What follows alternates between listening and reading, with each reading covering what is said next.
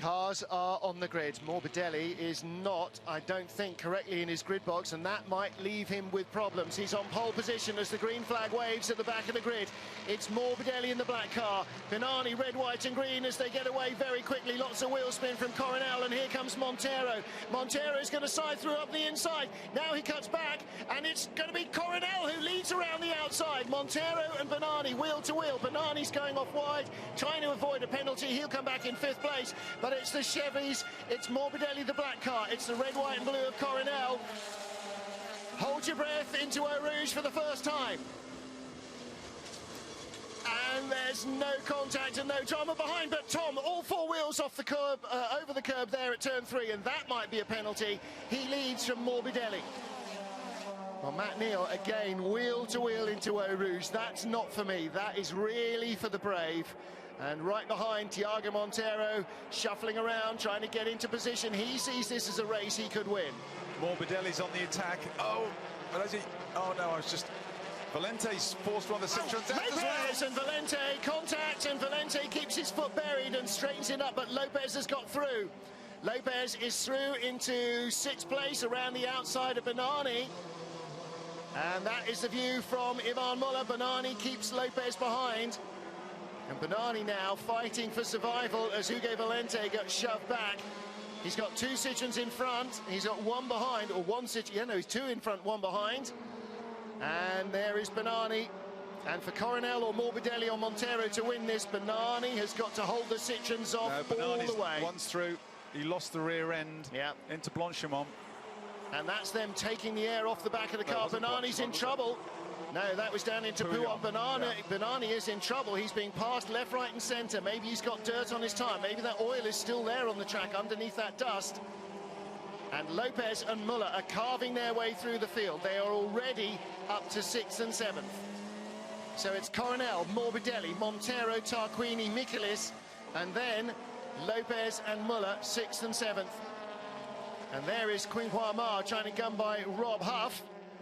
And that is for 13th place, so Huffy's got in front of him. Wow, that Citroen's got some get up and go. He just drove all the way around the outside of Huffy. Yeah. But it's Lopez who's made the break at the Loeb, 4 wheels off at Blanchimont. So as Thiago Montero goes by Morbidelli for 2nd. Now, that's already 2 different cars who have clearly exceeded track limits on lap 1. We remain to see what will be decided. Coronel leads by 1 second. Montero 2nd, looking back at Morbidelli 3rd. There is Montero, Morbidelli. The other black car is Michelis ahead of Tarquini, and then Lopez, Muller are right there. And Matt, this is looking ominous. The Citroens have got so much grunt, and they've got good aero up this hill as well. Yeah, Valente's ever so fast through down to Eau Rouge, but Muller's now past him, and he's got Lopez in his sights, so it's going to be great to see him start to put Lopez under some pressure. Well, Benani dropping way down the order. This is not going to be a win for the Moroccan driver. And Michelis holding off Tarquini. The problem is the more they argue with each other, the closer the Citroens get. As Tarquini lunges to the inside, he's got Lopez and Muller right behind. And Lopez is pulling out to go down the inside of Tarquini, and he throws it up the inside of Rivage, and he's through. And Muller's going through as well. And Matt, this is disaster. Well, Muller didn't get through. The door got closed just in time by Tarquini, who holds on to that wobble as they pour on the power downhill to Pouon. Muller's going to be desperate not to let Lopez get too far in front of him. When Lopez makes the hole, Muller's got to capitalise on it every time. Well, there is Hugo Valente with Sebastian Loeb right behind him. Coronel is clear by 1.5 seconds and growing, ahead of Montero and Morbidelli, and Michelis is now the last bastion before the Citroen drivers start to work their way into podium positions. Now, one of the critical things for Loeb... Oh, Loeb's off! Oh, and that is a massive moment, and I wonder whether that was going by a slowing Benani, because Dusan Borkovic also flew wide off the corner there. It seems like he just lost a bit. Oh, and Valente going very wide indeed. He is going to end up with a drive-through penalty, I think. Again, that was way off track. And Loeb again, that's the 2nd time Loeb has been way off. Into Blanchimont, Valenti's brave with dirty tyres through there. Oh, he's off again. And again, this time Loeb is on the track, but look, his screen is bowing under the aero pressure, and through goes Lopez, goes by Mikulic for fourth. Lopez is a car away from a podium finish. Wow, they are carving through the field like a knife through hot butter. Lopez up 2 spots on that lap alone. Started it in 6th, now he's 4th, and right behind, closing on Morbidelli and Montero.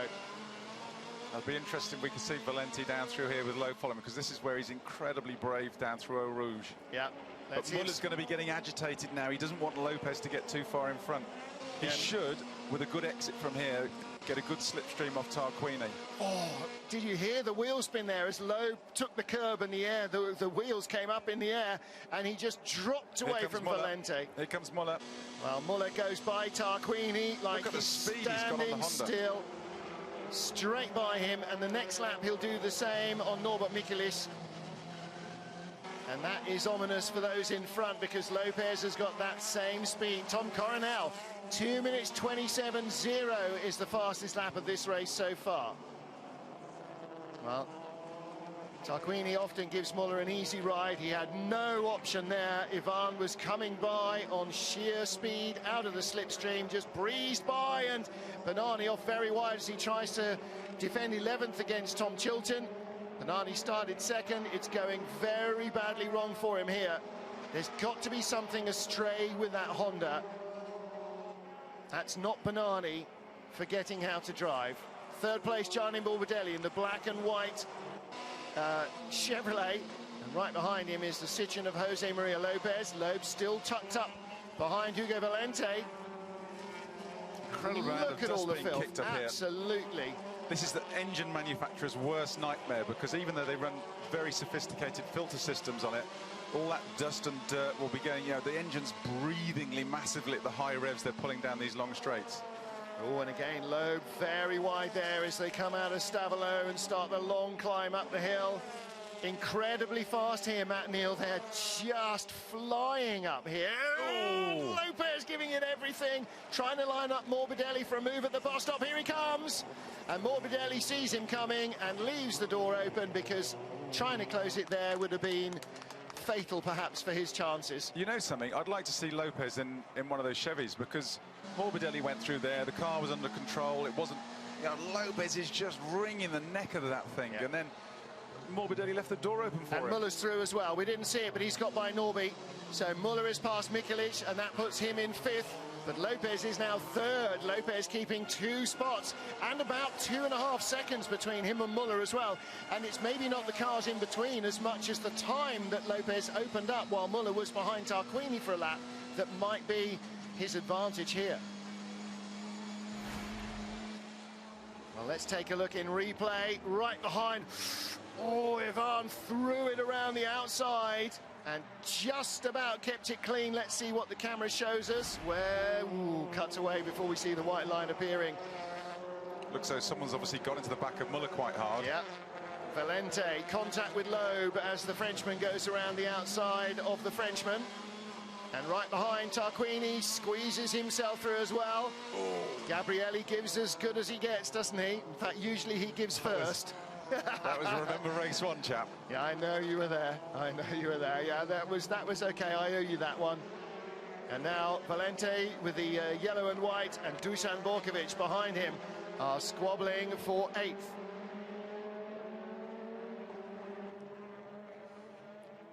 Tom Coronel leads race 2 here at Spa.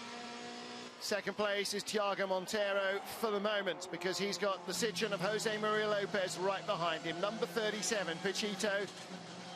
What a race he is having. Started in 8th place on the reverse grid, and he is now looking at 2nd on lap 4 here at Spa-Francorchamps. It's the racer's circuit in the championship, Matt, and the racer is having a heck of a time here, Lopez. Yeah, just a straight line speed that Citroen seems to have. All they've got to do is try and stay behind Montero on through Eau Rouge, and he can have a real good stab at him on the way into Lacombe. He's not waiting for that. He's right behind him out of Blanchimont, and exactly as he did last lap, and Gianni Morbidelli, he's setting him up to go up the inside. Montero knows it's coming, but he can't do anything about it. The Citroen's got better speed and better traction, and up the inside goes Lopez into second place. Montero can't hang on, and so he is now down in third, and Tom Coronel's lead at the line, 2.533. It'll be to a second next lap, and then on lap 7, Lopez will be hassling the Dutchman. And who's that on the side of the road? I think it's okay, that's John Philippi there going very slowly. He's just come out of the pit lane. At least it's not some punters in a Volkswagen Polo. Loeb is carving his way up the order as well. All three Citroens really making hay here. And, you know, the reverse grid is less of a handicap here, Matt, because there are so many places to pass. When you've got a very fast car in a straight line. Even if you don't, even if it's only the same as the others, you can use the slipstream. Muller goes by Morbidelli. He is now fourth. And Loeb goes by Mikulis, and he is now sixth. They're going to get worn out with all this applause in the Citroen garage. That was Matt Neal, ladies and gentlemen, said that, and not me. Into the pits comes Quing Hua Ma. Now, he had dropped right down the order to 17th, behind James Thompson. And whatever went wrong with his car between free practice and qualifying has not gone right since. Now, he's giving up the unequal struggle. Lopez up into second. I really do feel like Morbidelli and Montero just rolled over when they got Lopez in the mirror, and I hope Coronel is going to put up a bit more of a tougher fight for us. Well, on the straight, behind Norbert Mikulis. Norby moving onto the racing line at Les Combes, but it does him no good at all. Sebastian Loeb's got the grip on the inside to negotiate the corner quicker than Mikulis on the racing line. I think this is the end of the day for Quing Hua Ma. Frankly, you might as well park it and pack it, because it's not going to get any better, is it? They haven't been able to figure out overnight what was wrong with it in qualifying. Such a shame after a stonking weekend at Moscow, and then it seems that free practice, it was always going great here, and then suddenly it's all gone west. Them's the brakes. Ben Constanduris in the pit lane reporting a lot of fluid under the car. I'm not thinking that's his air conditioning either. Tom Coronel led by 2.5 seconds. Oh, and fluffs the chicane really badly. Awful exit for Coronel. Was 2.5 ahead last lap. It'll be under a second this lap. 0.7. And half a second there given away by getting in too deep into the bus stop. And now he can feel Lopez breathing down his neck. And Lopez should lead out of Les Combes as we get onto lap 6 of 9 here at Spa. Well, I think Quing Hua Ma's car is going to need a new engine before the next race in Argentina. Maybe that will restore his fortunes. And Dusan Borkovic, who had a new engine, is back in the pit lane. Looks as though he's going to join Ma there in retirement. And Coronel is the rabbit in the headlights now. Lopez is just lining him up, and baby, here he comes. Tom's defending well there. Yep. Good defensive line. That Citroen's got some grip, hasn't it? Yes, it does. Now everybody knows in a Chevrolet what everybody against a Chevrolet was seeing last year and the year before, and the year before that.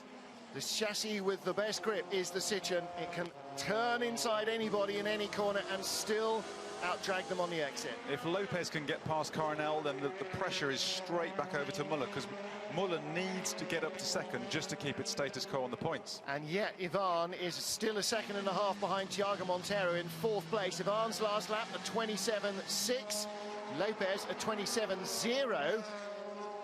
That's a 2-minute 27.6 and a 2-minute 27.0. But Coronel, if he can hold Lopez off for the remaining 4 laps, or 3.5, will have done a staggering job, because Lopez has got the cards. And I wouldn't mind betting, even if he doesn't play them this lap, he's still got the last lap to have several lunges around this track.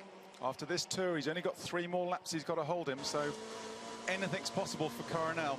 Yeah, that's 20-odd miles. Yeah, it'd be great for the RAL team, though. A real shot in the arm for them. Absolutely, no question at all. And, you know, we know how understated Coronel is when he's won, don't we? So, and, you know, just across the border from home in the Netherlands here in the Ardennes and Belgium, he would love to win it. But again, Coronel defends on the right. Lopez is going the long way round. Coronel's got to park it apex to apex. Got to be a canny racer. And behind now, Muller is right with Montero. He's closed a second and a half on Montero on that lap. Blimey O'Reilly. Well, Coronel is going to have to play this really canny. Lopez is going to try and force him into positions that he can't defend. This time, at La Source, Coronel is in front, but Lopez turns tighter, gets the drive on. He's just starting to build an overlap. It's a long right-hand grade, and Lopez is going to be in front as he lunges down into Eau Rouge. Oh, but on the exit, it's not all done. Lopez, can he control it on the exit? Coronel's right with him, but Muller is right behind Montero. This could be really critical for both drivers in the championship, for Muller and for Lopez. As I have wobbly cam now, here comes Muller. He's got the draft on Montero, and behind, Loeb up behind Morbidelli. We could have a Citroën 1-2-3. Lopez still leads, and Muller's up to third. Wow. Dramatic stuff up the straight yet again. And Loeb is in front, and Morbidelli as well.